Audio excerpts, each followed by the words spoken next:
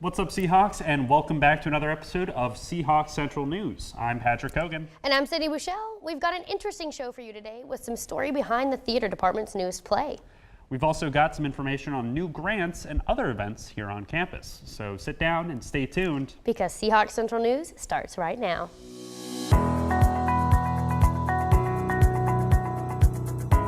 The Cape Fear Kite Festival was down in Curie Beach last weekend. This event happens every year and is a great way to spend a fall afternoon.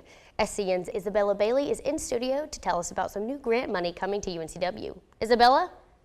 Yeah, Sydney. UNCW received the U.S. Department of State's IDEA STEM grant. Its funds, totaling nearly $190,000, will be used by the school to create and launch programs to teach science and technology in Pakistani middle schools. UNCW's College of Arts and Sciences, as well as Watson School of Education, will work with the University of Education Lahore in Pakistan and 4 regional middle schools to implement these programs. It's always interesting to see what kind of projects get federally funded here at the university. Good work coming out of UNCW, Isabella. You also wanted to talk about the Clemson basketball game? That's right, Sydney. On the 27th of October, UNCW hosted Clemson in an exhibition basketball game to raise money for Hurricane Florence relief charities. At halftime, checks were presented to the Good Shepherd Center of Wilmington and to the Campus Emergency Release Fund. Over $50,000 were raised from the proceeds of the game. So although UNCW may have lost 73-87, it still feels like a win for the UNCW community. If you missed the game, though, don't worry, because men's basketball regular season begins November 7th. Great, thanks, Isabella. Communication Studies students will be hosting Benefest on Thursday, November 15th at Mad Mole Brewing. The name comes from benefit and festival, and that's exactly what it is. It's a concert that will aid victims of Hurricane Florence. There will also be food trucks, drink specials, raffles, games, and music from the schoolboys. Kristen Young and Tori Lyman told us a little bit more about the event. So Benefest is a benefit festival. We just put the two words together. It's going to be held at Mad Mole Brewing, so they're going to donate $1 for every beer that is purchased there. And we're also going to have some carnival-style games outside, definitely cornhole, because you can't go without cornhole. There are going to be food trucks, so everyone loves that. So yeah, it's going to be a night of fun, and our class, Dr. Brubaker's event design class, is actually planning this.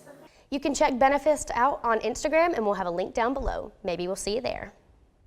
Hannah Creech is here in studio to tell us about a domestic violence awareness event held on campus here last week. Hannah? 1 in 3 women and 1 in 4 men have been victims of physical violence by an intimate partner in their lifetime. In recognition of domestic violence awareness last month, Belk Hall hosted an event called Abuse is a Witch. On Tuesday, October 13th, many people came out to take the pledge against domestic violence.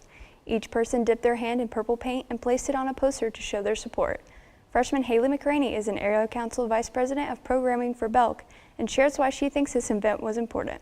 We host events like this to bring the APT Belk community together for important issues like the month of October was for domestic violence and abuse. So we hung up a banner and people pledged with their hands for positive things that they could use their hands for besides abuse or domestic violence. According to McCraney, the turnout was much larger than expected and the poster filled up with hands in just 20 minutes. Patrick? Thanks, Hannah. UNCW's theater department begins their 2018 to 2019 season with Getting Out opening this weekend. The play follows a former inmate forced to reconcile with her past as she begins her life again on the outside. The theater department had a rough road getting this show in front of people. Before Hurricane Florence, the show was meant to open in the middle of September, but the storm had a different plan. I talked with Penelope St. Georgi and Tommy Goodwin about how they overcame the storm.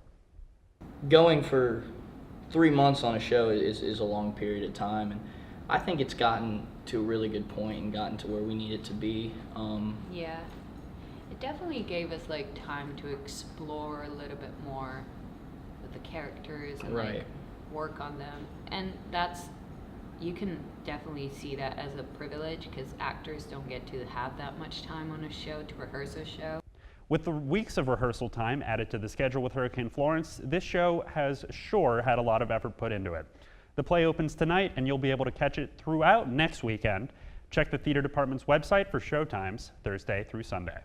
Well, that's it for us. Don't forget to follow, like, and subscribe to UNCW TealTV on your favorite social media platform.